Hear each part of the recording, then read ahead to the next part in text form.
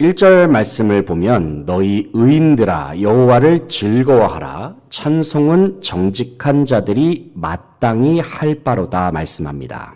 1절에 나오는 의인이라고 하는 것은 하나님께서 의롭게 하신 사람을 가리킵니다. 또 정직한 자는 하나님의 은혜로 자기 스스로가 정직한 사람이 아니라 하나님의 은혜로 말미암아 주님과 진실한 관계를 맺은 하나님의 백성을 의미합니다.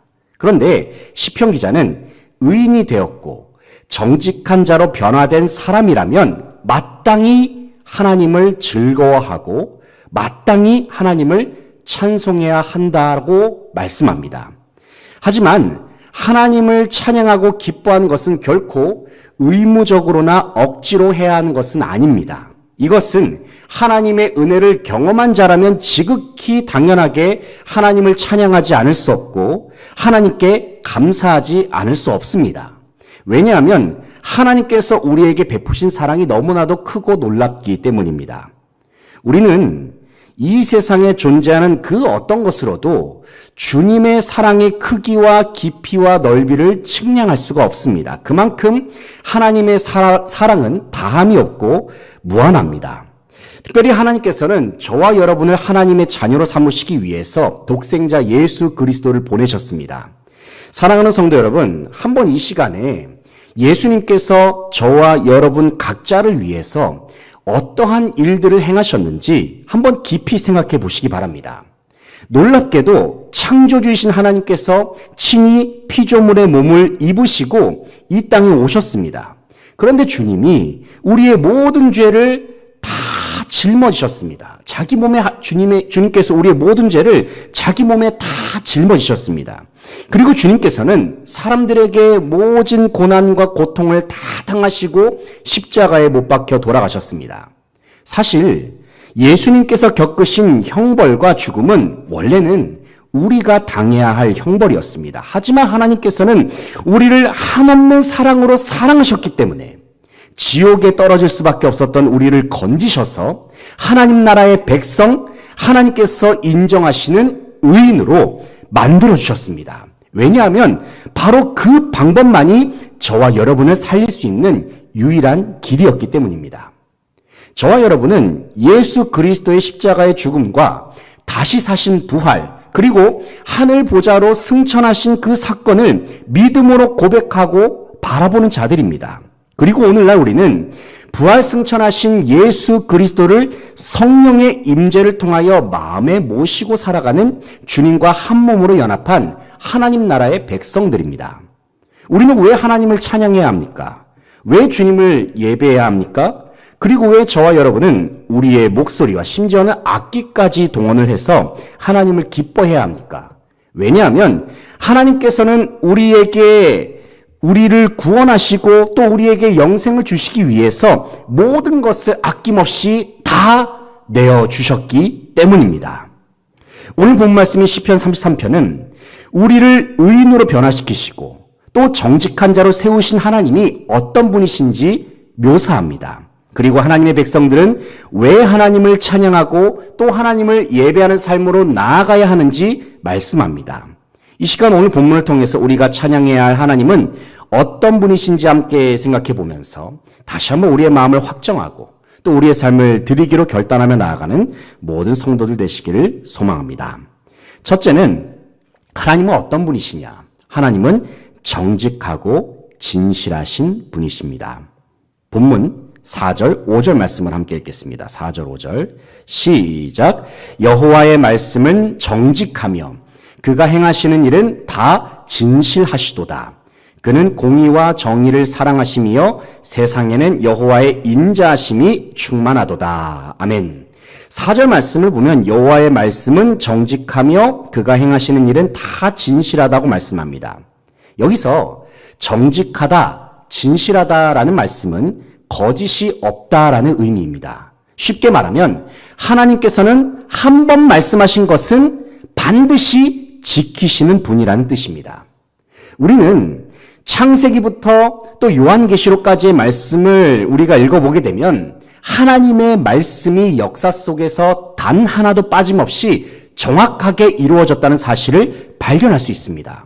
그래서 우리는 하나님의 말씀이 이루어진 그 장면 하나하나만 보더라도 하나님의 속성 자체가 정직과 진실로 충만함을 알 수가 있습니다.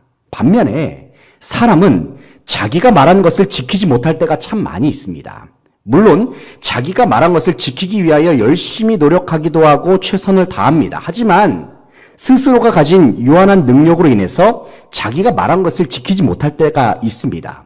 때로는 외부적인 장애물 때문에 말한 것을 지키지 못할 때도 있습니다. 또 어떤 경우에는 스스로의 마음이 변해가지고 말한 것을 지키지 않으려고 할 때도 있습니다.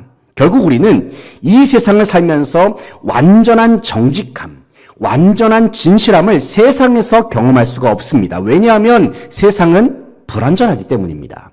세상은 여전히 죄악과 거짓이 가득하기 때문입니다. 하지만 하나님은 완벽하게 정직하시고 완벽하게 진실하십니다.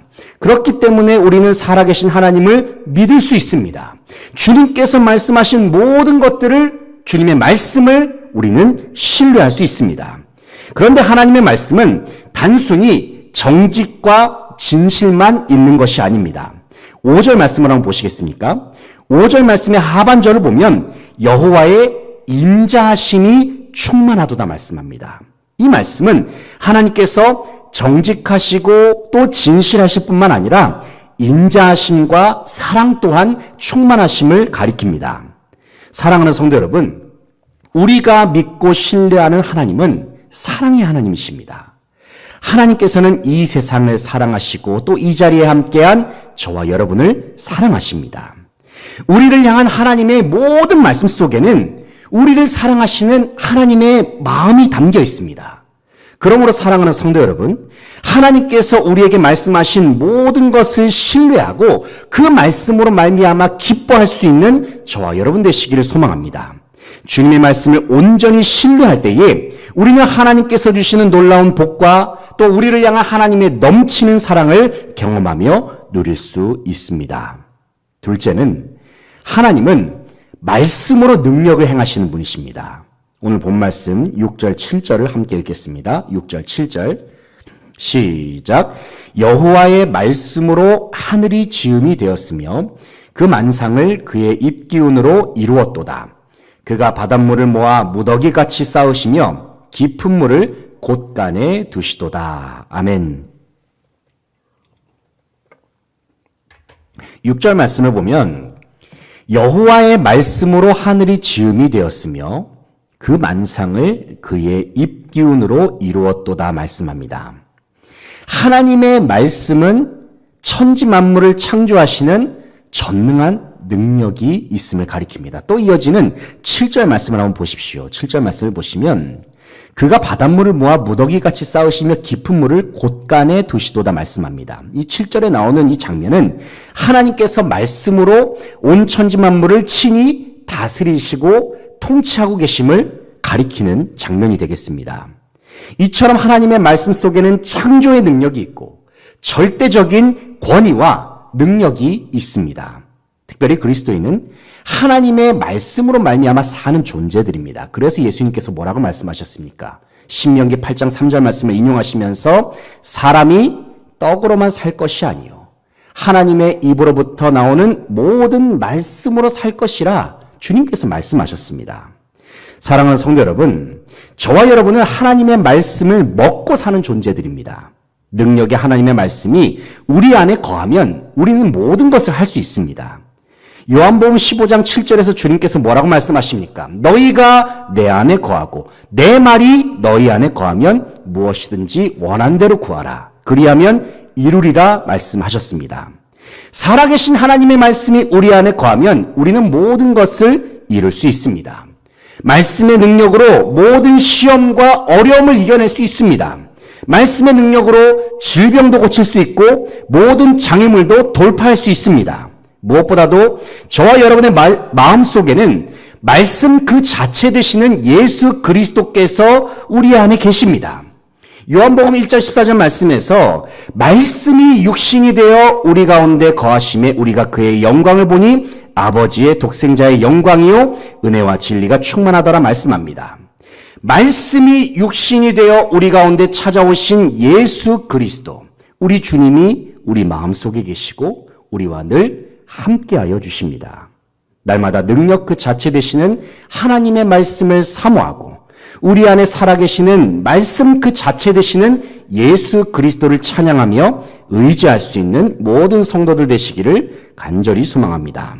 세 번째는 하나님은 어떤 분이시냐? 바로 하나님은 영원하신 하나님이십니다. 오늘 본 말씀 8절로 11절 말씀 함께 읽겠습니다. 8절부터 11절까지 시작. 온 땅은 여호와를 두려워하며 세상의 모든 거민들은 그를 경외할지어다.